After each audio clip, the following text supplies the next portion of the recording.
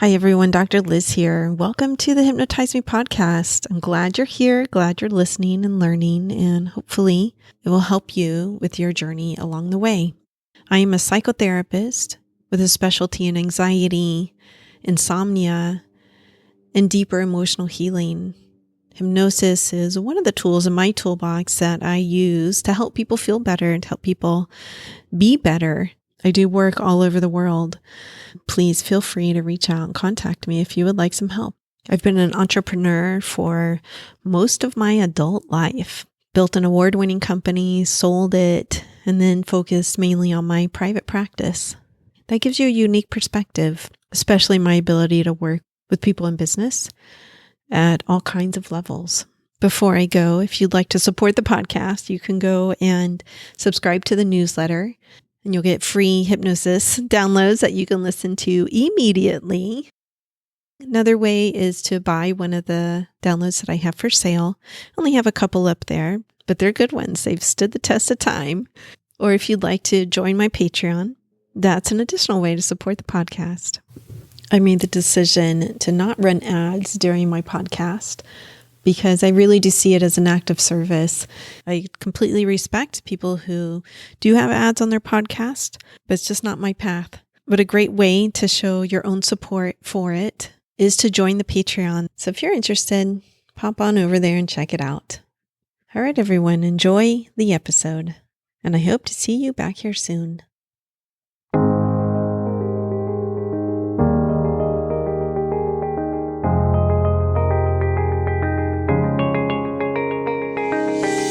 Hi everyone, Dr. Liz here. The summer is clipping along here in South Florida. It is hot, hot, hot for sure. So I am happy right now to be indoors in the AC. This is a third episode in a series of 3 about hypnosis and EMDR. The other 2 are right before this, HM295 and HM294, and they're both done with hypnotherapists. Jaime is a licensed clinical therapist, so she's more like me. I hold a license as well in the U.S., and she is certified in both EMDR and hypnosis. I am not trained in EMDR, which is why I'm interviewing her. She gives us her experience using both of them in her practice and some of the differences as well. My goal in running this series is so that people learn about the differences between both and also get a sense of when they should use one versus the other, or perhaps when they should use both. So I hope this helps answer some of those questions. Of course, we talk about other stuff too, like past life regression, how it's affecting a current day trauma, dream interpretation, how to resolve recurring or traumatic dreams. So always interesting stuff on the podcast here. I hope you enjoy it. Let's jump in. Peace. Hi, Jaime. Welcome to the Hypnotize Me podcast. Hi, thanks for having me. Yeah, I'm excited about our conversation today because we seem to do like really similar things. And it's always interesting to find someone who it looks like they're on the same path as you. They have a podcast, they're specialists in hypnosis, they have a private practice. Just talking about how that happens and just interconnecting those is always really nice. Yeah, absolutely. So the topic that we discussed today as a primary topic is some of the differences between EMDR and hypnosis. So we are going to get to that. But first, what was your first experience like with hypnosis? Let's see. My first experience with hypnosis is probably like typical people is stage hypnosis and like seeing comedians. I was only an audience member, but one of my best friends actually went up on stage. And it's interesting going through the training to better understand what was happening behind the scenes. But like as an audience member, you're just like, oh, this is silly. Like, you know, you hear things like, oh, it's fake, or, oh, they're doing whatever. Knowing my friend, I mean, she would not have done any of those things just on her own or willingly. And even the way she describes it, she goes, I I kind of barely remember everything. But right at the very end, because it's a comedy show, the man was like, okay, like, who'd you come here with? And so our table raised our hands, and he saw me and was going to have her say something to me. Uh-huh. And whatever he whispered in her ear, she came out of trance and she goes, I'm not saying that. And she just walked off stage. And so it was funny because after the show, so many audience members, us, we were like, what did he say? Like, what were you going to say? And she goes, I don't remember. I just know I would never say that to my friend. And Yeah. I was upset. And so, being trained in hypnosis, I understand that's Uh-huh. my proof that I share with clients too, to remind them you are in full control. If you do Yes. or don't like what I say, you will have an opinion about it, just like my friend did. Yes. And it was fun, obviously, as an audience member, but fascinating to see how her conscious mind stepped in and was like, nope, not today. Yeah, Yeah. true, true. So then when did you decide to get trained in hypnosis? I decided to get trained on accident. My husband, he was really the one who was like, you should get trained in hypnosis. Uh-huh. And I was like, why? Why would I do that? I'm already trained. I'm a clinical therapist. Mm-hmm. I'm trained in EMDR. I'm trained in brain spotting. I have all these other trainings behind me. What does hypnosis even mean with Uh-huh. therapy? And he was like, just do it. He's like, then you could do that on me. And I was like, I mean, he is polar opposite of mental health. He's just like, oh, whatever. You just listen to people's problems. And it was the one thing he was like, if you get trained in it, I'm interested. And I was like, oh, that's cool. Uh-huh. And I luckily found a group of people in town. I'm in Omaha, Nebraska, Mm. who are therapists and do hypnosis. And so I was like, it really explained to me how do you use hypnosis? Because all I know about it is, again, the stage shows or Yeah. like smoking cessation. Yeah. You know, where does trauma come in here? And so it was through that networking and kind of through a spontaneous suggestion by my husband Uh-huh. that I fell into it. Yeah. Ah, interesting. Interesting. I always find it fascinating how people come to hypnosis as clinicians. And it Right. never is really like, oh, I just decided to do it and get trained. It's usually a personal experience or Mm-hmm. a suggestion by a friend or loved one or something like that. So I Yeah. always love to hear those stories. So you had already been trained in EMDR then at that point. Yes. Okay. Yes. So then what differences did you see when you did the hypnosis training? Because I frequently get a call from someone who will say, like, I'm considering EMDR, but I'm Mm-hmm. also considering hypnosis. Obviously, if you're trained in both, you can be like, well, you can Right. come to me regardless, right? But I'm not trained in Right. EMDR. So Right. sometimes I refer. So what do you see the main differences as? The way I describe it is it's like taking a different road to the same destination. EMDR is one road, hypnosis is another road. Okay. Because ultimately in the end we're all talking to this part of the brain where so people come to me for trauma Uh-huh. or anxiety or some sort of mood issue like depression. And Yes. so the way I describe it to clients is I'm talking to the same part of the brain Mm-hmm. with both modalities. The way Mm. in which I get there will depend. It's also like learning styles, right? We Mhm. learn that some people do better with auditory, like a Yes. lecture hall. Some people do better with doing the activity or Yes. reading about it. It's not like it's right or wrong. It's how do you want to heal? How does your brain need to heal? Mhm. Do you see the EMDR more as the doing because they're following a finger or a light bar or something like that? Yeah. I Okay. think with that one, with EMDR, it's almost to me, it seems more like the clinician, like I'm in the leader and you're in the following seat. And I'm like, come on, Okay. follow me. And I'm going to show you around Uh-huh. whatever it is, whether it's a feeling or a belief or maybe a specific traumatic event.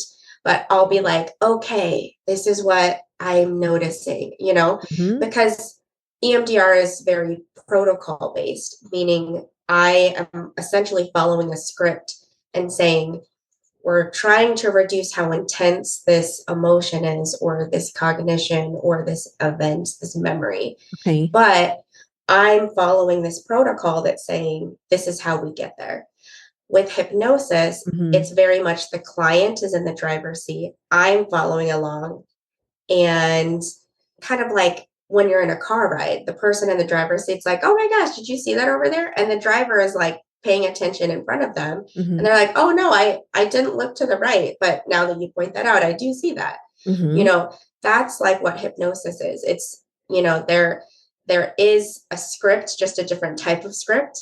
Yes. And it's very much led by, you know, whatever the client is noticing or whatever the client is experiencing. Okay. So you see it more as client led, and the hypnotherapist is simply the guide, Right. um, or facilitating what the client is doing versus the, Right. yeah, I see it as facilitator versus the guide. Right. Sometimes I'm definitely the guide depending on what we're doing. But Oh, yeah. with EMDR, you really are in the guide position the whole time. Yes. Okay. Absolutely. Yeah. Okay. Interesting. When you've done both with people, do you feel Mhm. like some people prefer one over the other? I think some people do prefer one over the other. I have many clients where I have worked with them for years. We've done the EMDR. And then I said, oh, I did this training in hypnosis. You want to give it a whirl? And so, you know, many are curious and luckily trust me. So they're very eager and okay with, yeah, you know, if it'll help, absolutely. Um, and you know, I'm not going to suggest it unless it is useful, obviously. Yeah. But when they've done both, I do have many clients who are like, I really like this one. Let's stick with this one, you Ah, know?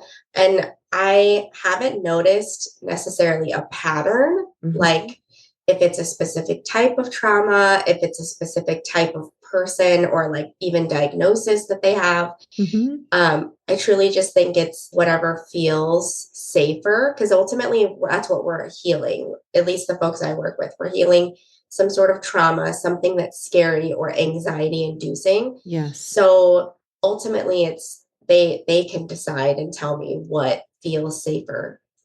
Yeah. Very interesting. Yeah, I love that. Do Yeah. you get people calling up for specific, like requesting EMDR or hypnosis, and then later they're open to doing the other? Or is it really they're just coming in for, hey, I want to heal trauma and I don't Right. care how we get there? You know, it's a little of both. I have some people that are like, I have trauma. I see you work with trauma. And like some of the examples you've shared seem to be up my alley. And then I have some that are like, oh, I want to do hypnosis because I've been in EMDR therapy and I didn't feel like it worked. Hmm. Or I feel like, you know, my triggers came back. Sometimes people will say that. Yeah. And so I'm like, okay, let's, you know, give it a whirl. Something I will say that I notice is with EMDR, with the eye movements, and whether it's eye movements or I have some people, they do tactile, like tapping Hmm. back and forth to get the bilateral stimulation, because that's what the EMDR is. Hmm. And when they're in the bilateral stimulation, a lot of times they're already in a trance. And a lot of times when I see my clients are getting stuck, they're getting stuck in an emotion, like it's not reducing in intensity or severity, Hmm. and it's lasting for a chunk of session. I can honestly just throw in some hypnotic suggestions Mm. and switch it over into hypnosis, and a lot of times that is what can push them over that hump. I compare it to like, you know, you need that momentum to get over the speed bump a little bit. Like you can't Yes. slow down and just push your way through. You kind of have to push and get over that hump. And Yes. so with hypnosis, I don't find clients getting stuck, quote unquote, the same way that EMDR was coming off as. Uh-huh. So I don't do research. So I don't know what that is or what Yeah. is happening in the brain to create that. But knowing how trance works, knowing what part of the brain I'm talking to, if needed, I'll kind of add in some hypnosis into the EMDR. Yeah. You're the second person to say that. You're like the third in a series of 3 around hypnosis and EMDR. Yeah. Yeah. So if you guys want to listen to the other 2, they're right before this one. I think it's 294 and episode 295. You're going to be episode 296. So you're the second one to say that. Like the EMDR was needed. Yes. But somehow the hypnosis really put them over that hump, got them to where it wasn't something that they had to do all the time. It really felt resolved to them. And there's a lot of progress made with the EMDR before that. So it's not like someone's not making any progress, but it's just that hypnosis that really put them to a different level of healing. Absolutely. Yeah, it's fascinating. Sometimes I will get the call of someone who's tried EMDR and they feel like, yes, it was useful, but it didn't really get them to where they wanted to be. And so they're coming for hypnosis for that.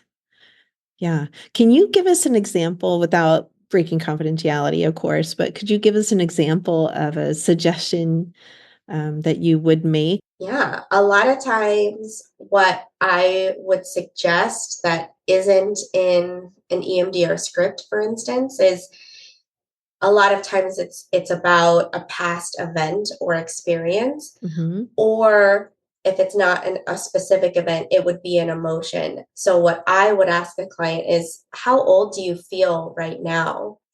And they'll obviously say a younger age because we're dealing with something further back. And then I'll say, okay, so the version of you sitting in front of me, I'd like you to talk to that fill in the blank age and tell them whatever it is that they need to hear. Because the version of you sitting in front of me, you are living proof that you get through this, that it does end. So what would you tell that younger version of you?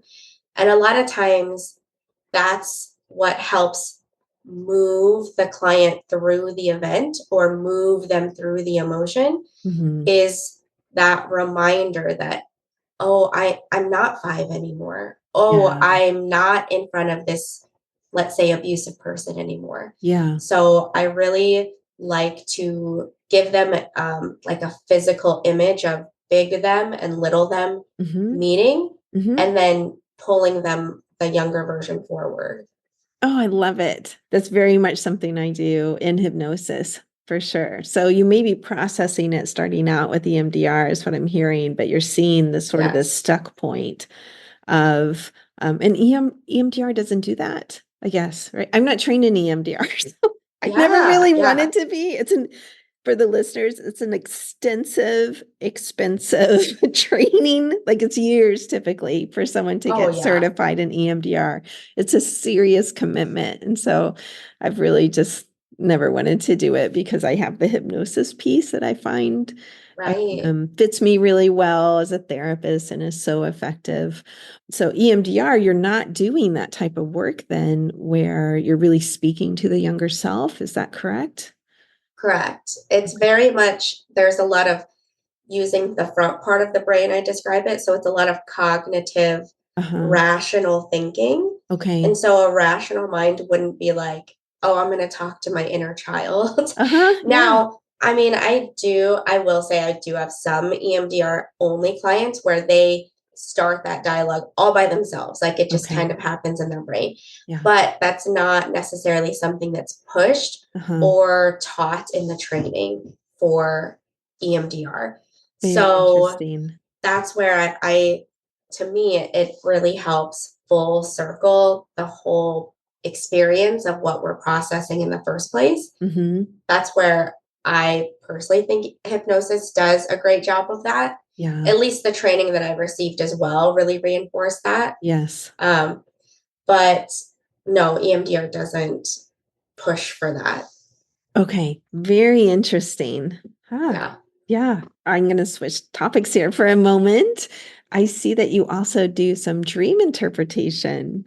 Oh, yes. Yeah. Can you talk about that part of your practice? Yeah, absolutely. I describe people's sleep as it's a reflection of your daytime. So if you're getting restless sleep, if you're waking often, or if you're sleeping all night long, but you feel like you wake up still tired, I'm like, Mhm. well, what's going on in your daytime that's making you feel so restless? And a lot of times they're like, oh, yeah, this is causing anxiety or stress or whatever. Mhm. And so our dreams are, that's where I think EMDR was helpful because it's really reminding us dreaming is very important.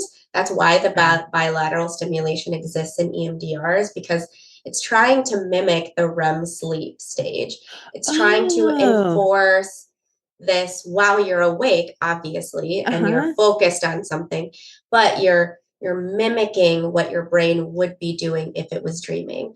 Dreams are very important. Mm. They help digest our day's events. Yes. So we wake up feeling essentially refreshed and ready for the day. And Yeah. I can recall yesterday, Mhm. but it feels emotionally neutral.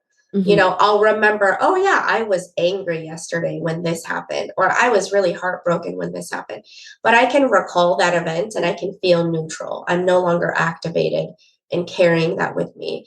Now, obviously, with life, sometimes we need a little bit more than like a good night's sleep to get Yes. through it. Or again, Yes. if we have restless sleep, then that REM stage wasn't hit and it just Yeah. wasn't doing the trick. And so I'll have so many clients come and they'll be like, oh my gosh, these, the dreams, I think our cognitive mind, our awake mind Uh-huh. takes them so literal. They're like, why am I doing such horrible, like gruesome things in this dream? Oh, yeah. And then people really internalize that, like something's wrong with me, or I'm truly a Yeah. mean person, or, if my imagination can go to this length, then what does that say about me? And so interpreting those symbols and those images is a way to remind you it's not literal. Mhm. It's trying to, again, it's invoking something that's going on in your day, not literally the images you saw in your dream, but Mhm. let's look up the symbols and read in between the lines of what your Mhm. subconscious is trying to tell you.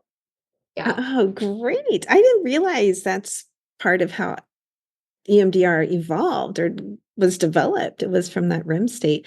Like I remember the creator of it was originally trained in hypnosis, actually, Yeah. and he evolved this, but I didn't realize that it's So tapping I into don't think it that. was like consciously, because Uh-huh. I remember she had fell onto it, Yeah. Francine Shapiro, just with walking, and she noticed her eyes were going back and forth. Yes. But as we also know in REM sleep, that's what your eyes Yeah. are doing, Right. They're going back and obviously forth. back and forth. Yeah. And when we see the brain waves of what's happening, like Uh-huh. what's connecting and what's matching up in our brain, that's the why for the eye movement, the back and forth. Ah, Yeah. okay. All right.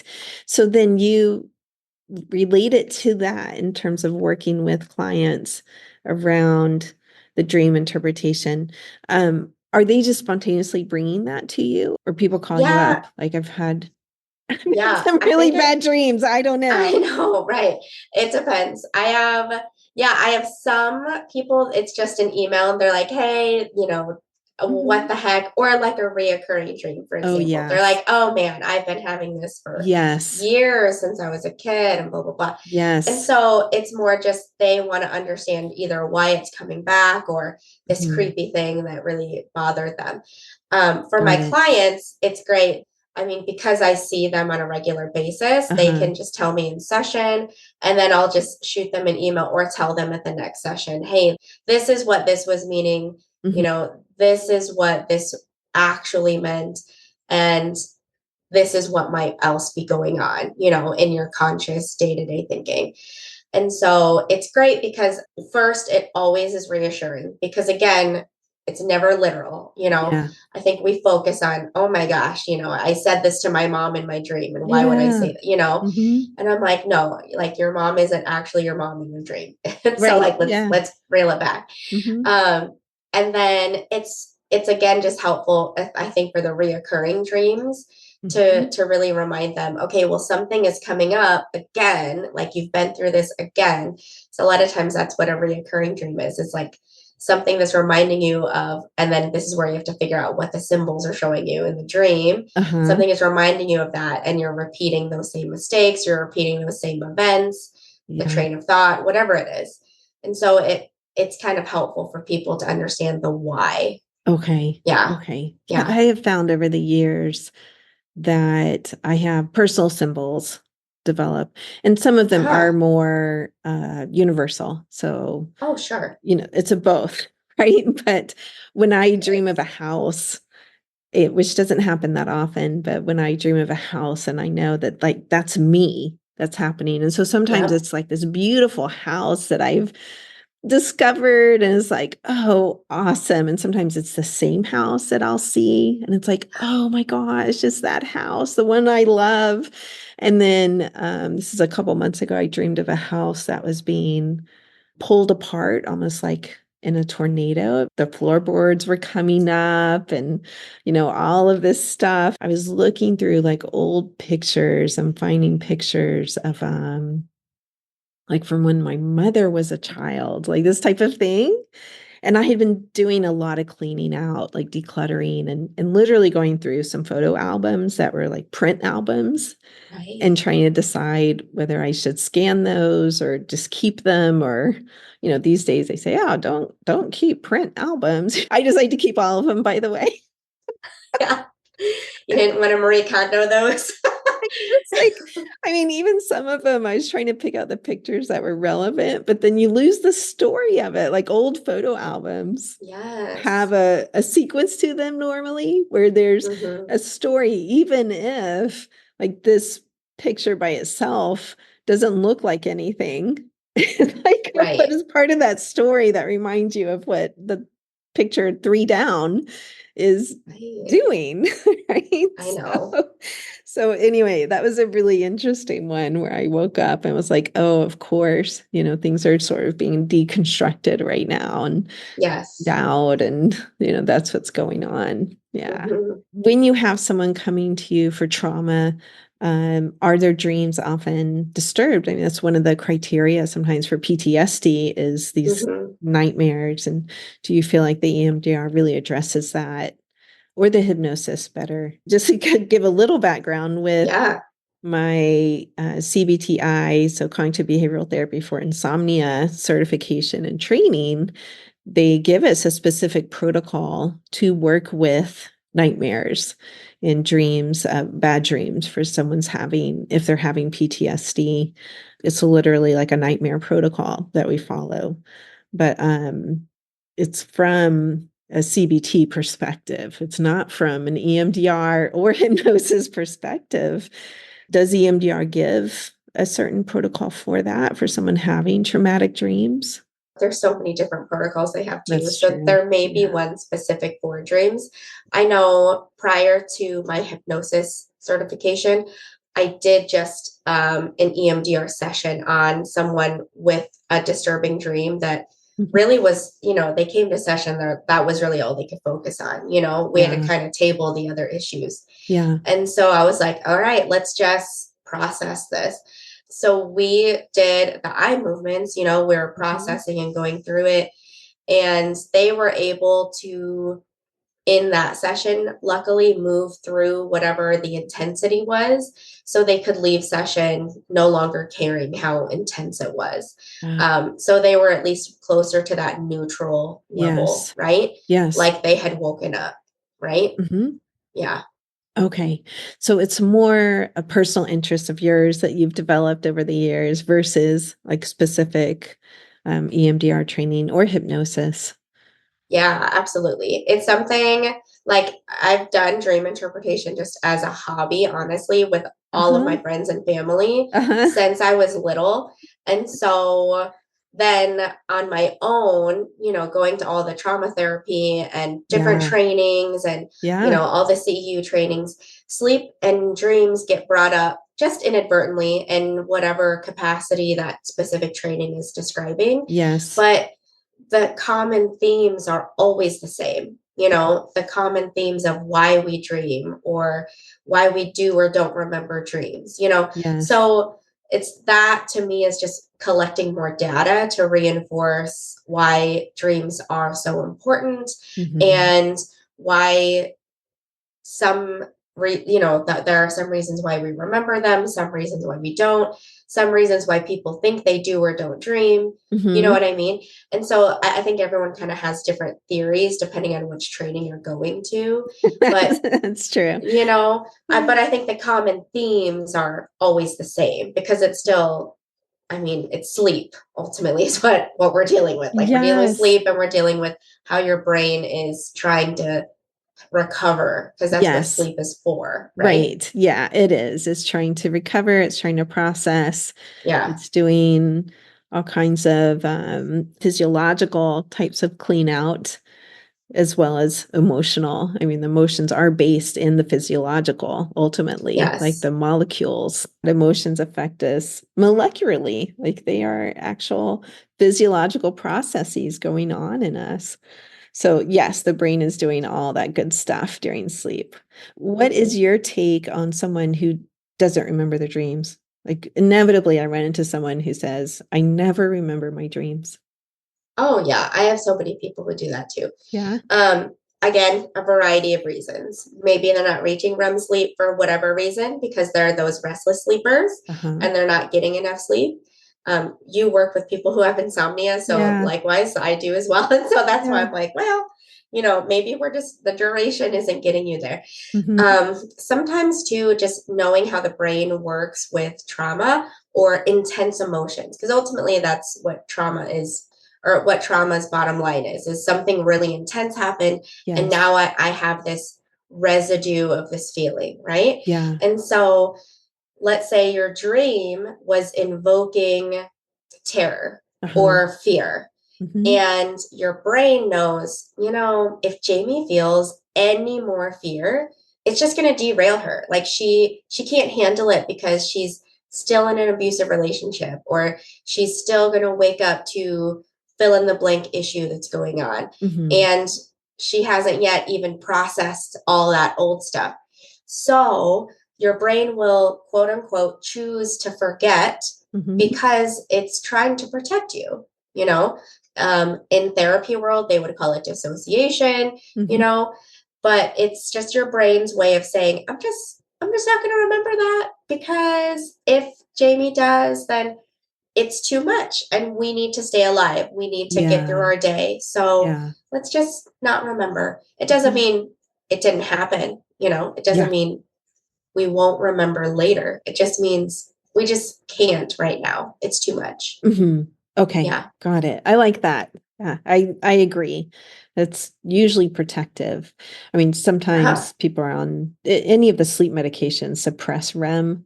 So that's something to know too. Some of the antidepressants suppress REM. That's also something to know. People typically do not know that before they start taking them. And again, not antidepressant at all. I think they're very helpful. Honestly, when people need them. Yes, when needed.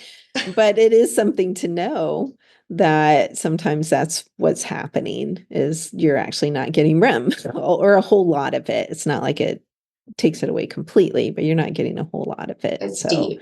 Yeah. So you're not going to remember your dreams as much. But absolutely, I often think that suppression is protective of someone because we do need sleep to function. We know that. And so people feel really crazy, for lack of a better term, when they don't get enough sleep, like really agitated, irritable, depersonalized, like they're not really in themselves. I'm flashing back to like early motherhood here. Like I was totally sleep deprived. Oh man, that sleep deprivation period. Yeah. And it's like, oh my God, no wonder I wasn't a better mother. Like I was so sleep deprived. Right. Well, and I think that's why so many parents of older children don't remember, they'll say that, right? They'll say, I don't even remember those first few years. Or they'll look Oh my back and gosh. just think everything was fine. Because again, their brain is just like blacked Oh, out. I'm like the opposite. Sleep I deprivation. know. I'm pretty sure I don't need treatment for it, but I'm the opposite. I'm like, no, It thank is you. fresh. Yeah. Right. Never want to go back to early motherhood No. Oh my again. gosh. Like, yeah, it's hard. It's hard. But I had a postpartum depression with both of mine. It's the happy Oh moms yeah. who have It forgotten, is so, right? I know. Who are like, it was wonderful. I know. I'm like, they just don't remember. They were too tired. Their Yeah. brain put up a block. Exactly. Yeah. Exactly.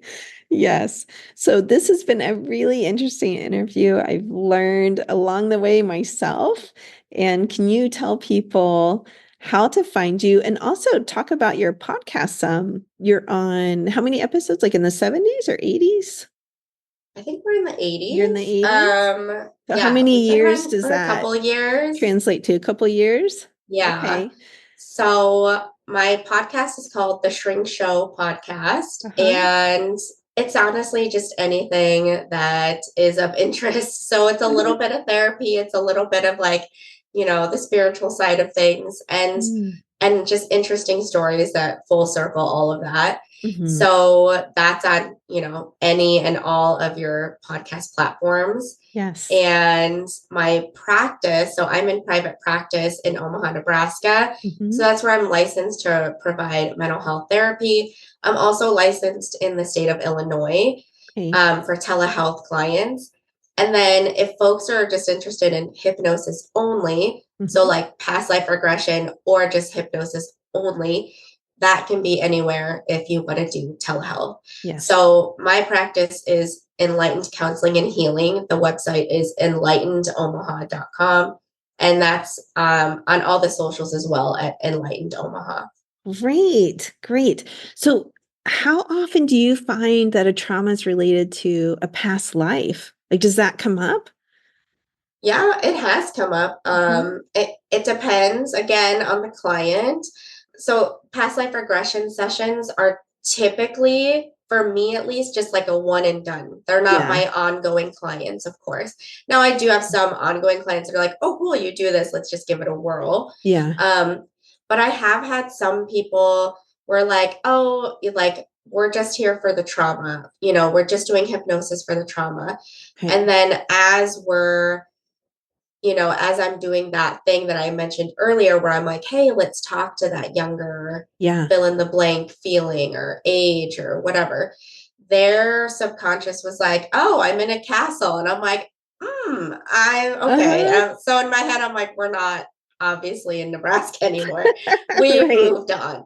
And so I'll ask, like, what's the year? What's going on? What's Uh-huh. your name? Like, describe who you are. And so even they were like, huh, oh, Surprised. Uh-huh. yeah. But I'm sure as you've experienced too doing hypnosis, and for clients or listeners, I mean, who are like, how do you know? It's, when you're saying the truth, and when you're saying a lie. We Yes. know what that feels like.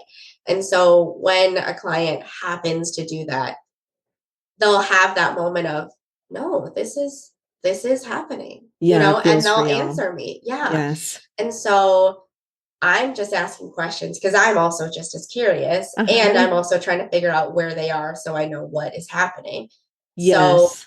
I'm just like, clarify for me, describe to me. Yeah. Same experience here. It's like the first Yeah. time it happened, it was spontaneous with the client going back to early childhood, and then they jump back into a Yeah. different timeline. It was clearly not the current timeline. We were not in the present. No. Then I saw more training around past life regression. But it is a very interesting process. Yes. And how I explain it sometimes is we only have a hypothesis where this, let's say, a belief that's not working for you comes from. Often with the trauma, sometimes it's a hypothesis as well, is what I say. It's like we think it's from this, and sometimes we even become very sure it's from that. But once we get in there with hypnosis, we keep an open mind because the trauma may have happened some other time outside of your conscious awareness and then got compounded by the one you do Mm-hmm. remember.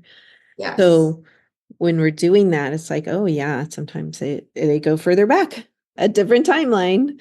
It's interesting. Yeah. But yeah, there are those calls too. They want to do just the past life regression. Mm-hmm.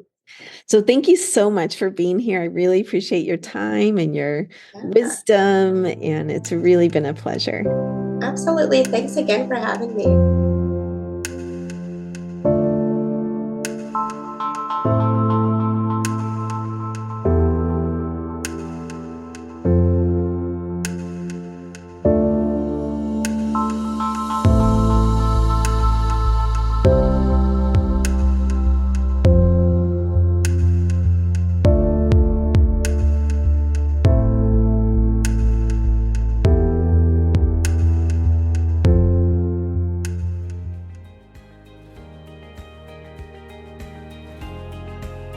I hope you truly enjoyed today's episode.